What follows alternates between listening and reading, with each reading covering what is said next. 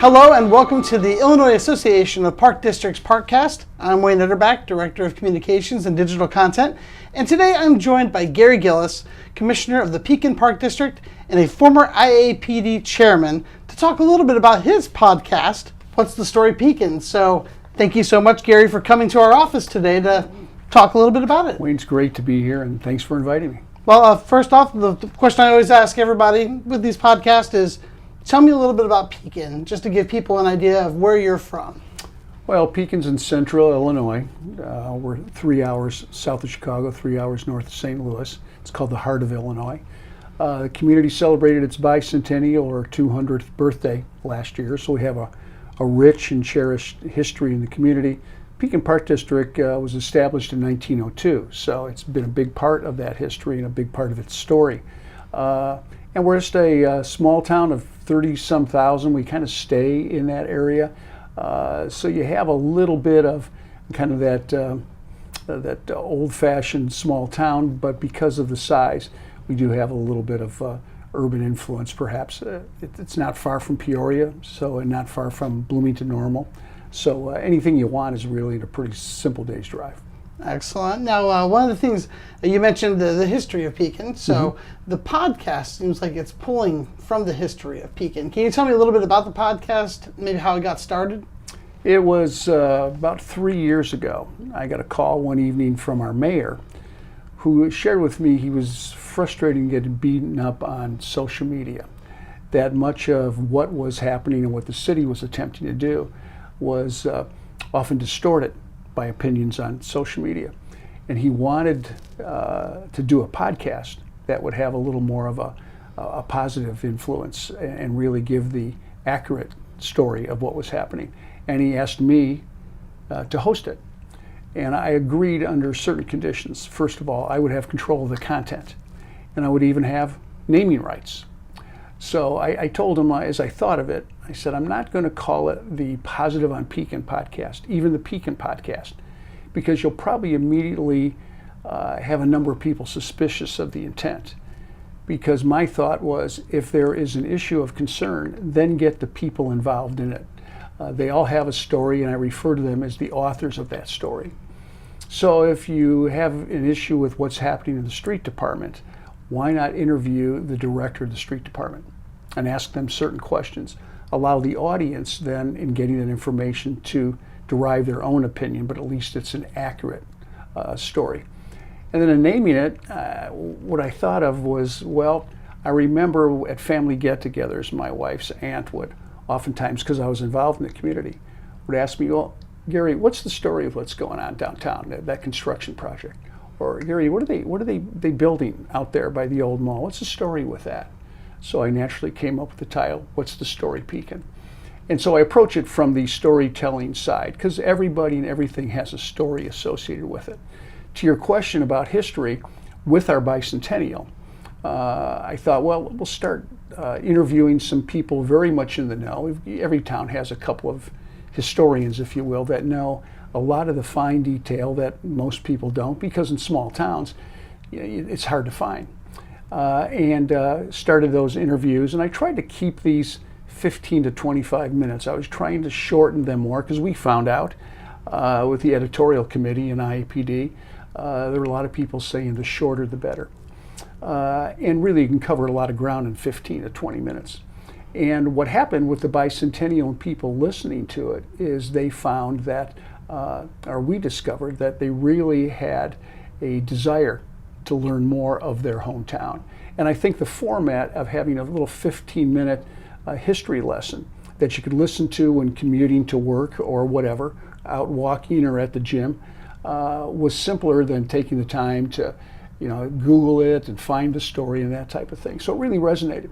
The other thing we did was we wanted to have all ages involved.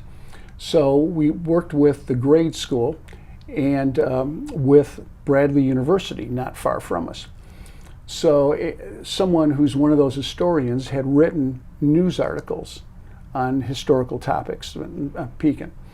And then working with the journalism department at Bradley, we had students basically cull those down to 1 or 2 minute stories. And then we had children from as little as third grade on up, give what we called bicentennial bites. We stole that from the United States' bicentennial in 1976, where like CBS had, bicentennial minute. And it was great because you had kids sharing a one paragraph little story about Pekin history or iconic Pekinites. That what I get a kick out of is those kids will probably share that with their kids and someday their grandchildren. So there is a story within them about Pekin history that will live on in a variety of ways, but it gives a little bit of immortality to them as well.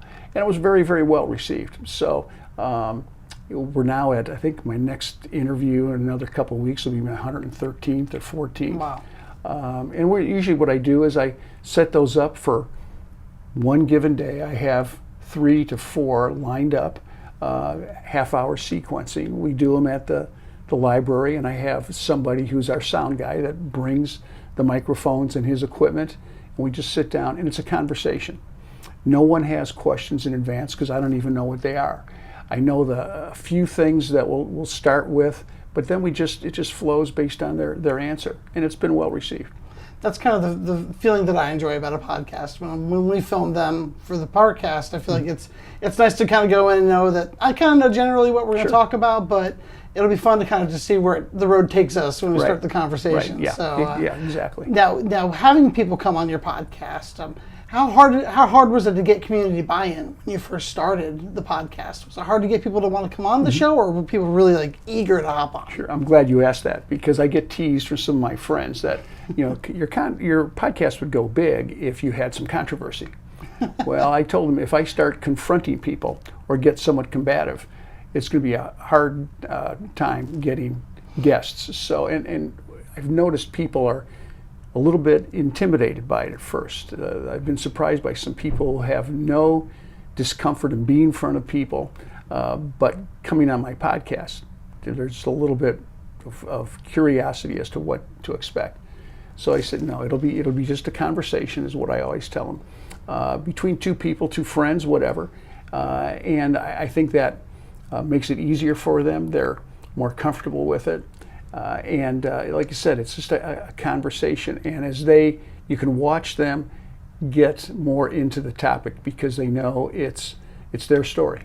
How is that important to you to have that kind of information? Well, you want to, really, especially when it comes to history, is they're not opinion pieces. I mean, it's basically sharing the story of what happened. So you certainly want to have someone who knows their stuff. And we're fortunate to have those kind of folks. But you can also find people that their interest in history is narrowly defined and they're really into it. And that's just human nature. There's some people, they have their passionate interest, so they could tell you everything in fine detail about that interest. Maybe other topics you bring up, they wouldn't know much because they have no interest in it. So the key is to get the right person and then ask the right questions. The great thing with the internet is you can do a little background on that topic to perhaps look at some of that story and say, hey, I'd like to get a little deeper in this. If it's a small part of the story that to me says, hey, I'd like to know more, that'll be one that I'll reach out to my guest ahead of time saying, I know you know the topic well, but there's this little aspect of it. It would be like someone talking about Abraham Lincoln, and I'd look at, well, I know he had a problem with depression or anxiety, they call it his melancholy. I'd like to talk about that a little more. And that gives my guest the opportunity to do a little deeper dive on that, so when that question comes up, that person can talk to it with a little more authority. Now, you've done a ton of episodes. Yeah. What would you say is something that you've learned that surprised you, that maybe you weren't realizing you were going to learn about in having a conversation about a certain topic? Well, when it comes to history, I've been amazed with getting back to that issue of people that are passionate about certain topics and have done such a deep dive and probably know more than anybody else on the planet about that subject. And it comes to things in town that it's been very, very eye-opening. One that I did, and I think you could do this in pretty much any community, there's those high-profile or iconic places in the community that have a certain name, and everybody knows the name. But the question is, how to get that name? And no one really knows.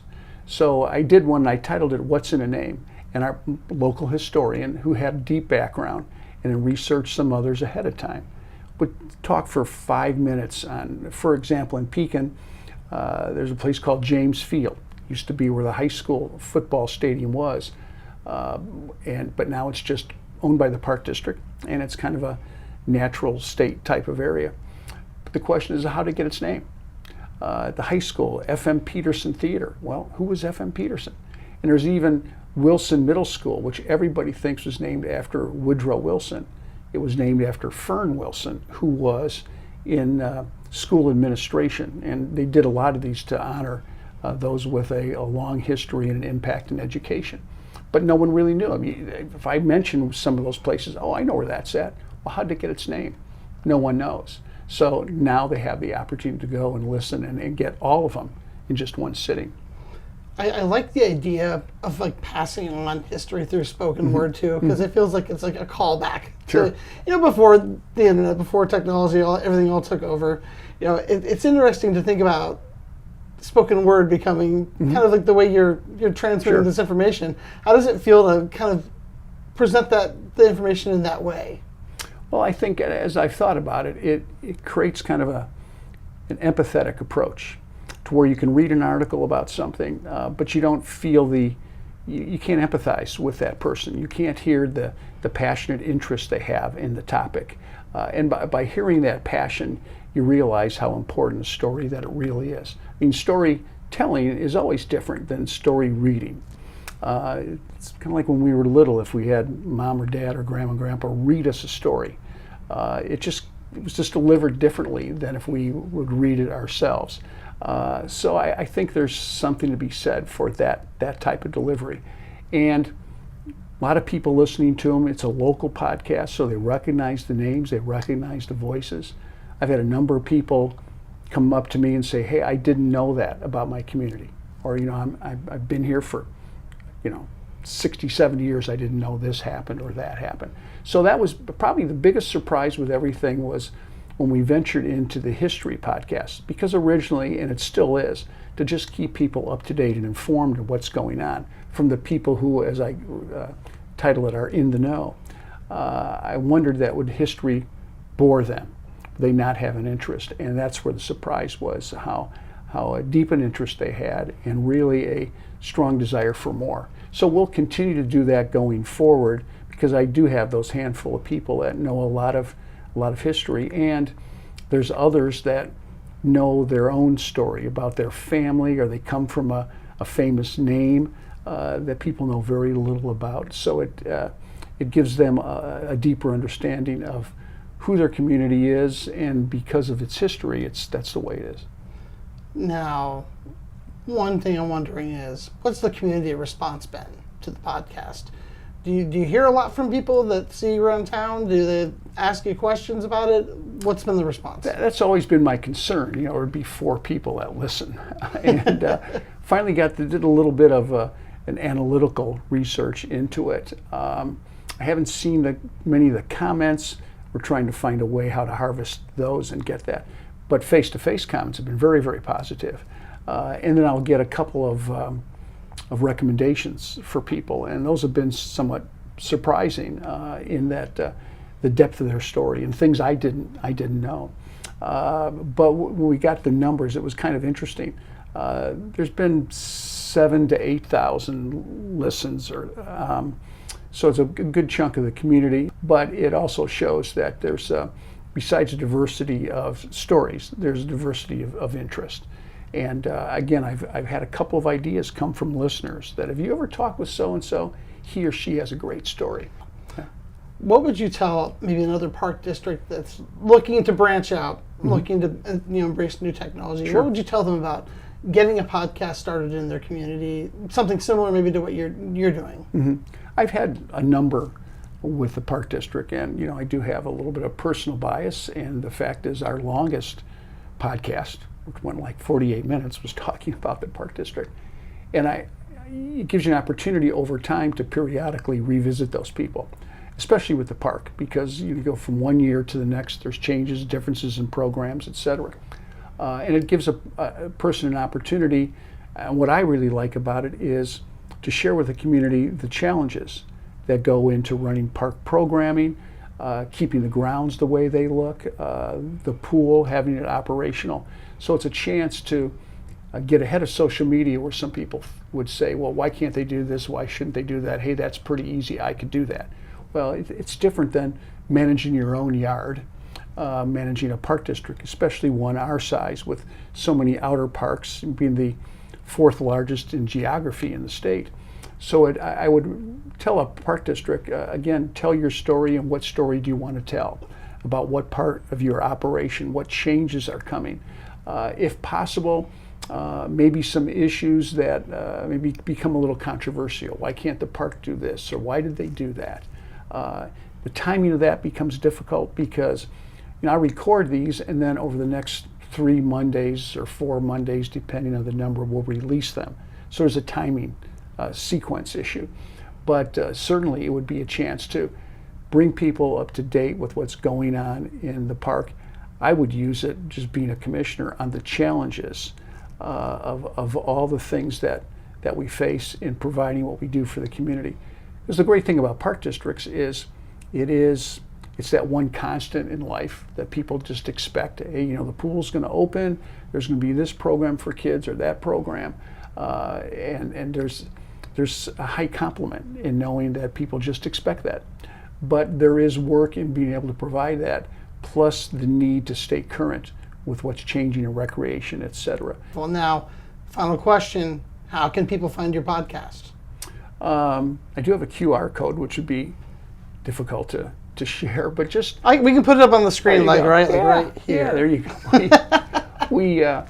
It's called the What's the Story Pekin. You can just Google that, type in What's the Story Pekin, and there's a number of platforms. Our main host is Buzzsprout, but Spotify has it. I think Amazon does, a number of others. And you can go through the whole list back to the beginning in April of 2023.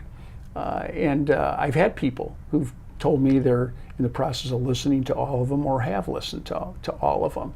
And they, it's been interesting. I'm glad they've given me feedback, because it helps me know where I'm going next and ways to maybe modify or adjust. And every year you have those topics. Our annual Marigold Festival is coming up, so I've recently had the chairperson, the Grand Marshal, the Miss Marigold pageant winner on, and so there's those go-to things I'll do every year, which then the community knows a little bit more about what's happening. It also puts a voice to Sure. it. I feel like that's important too. Yeah. It's probably pretty easy through social media to just kind of read what you read, and, Sure. and you don't really meet the people that are behind Yeah. it. So I think it's a great experience for the guest. As I said, it's just a conversation, but there'll be people. I've learned to tell people it's audio only, so you don't have to come dressed to the nines.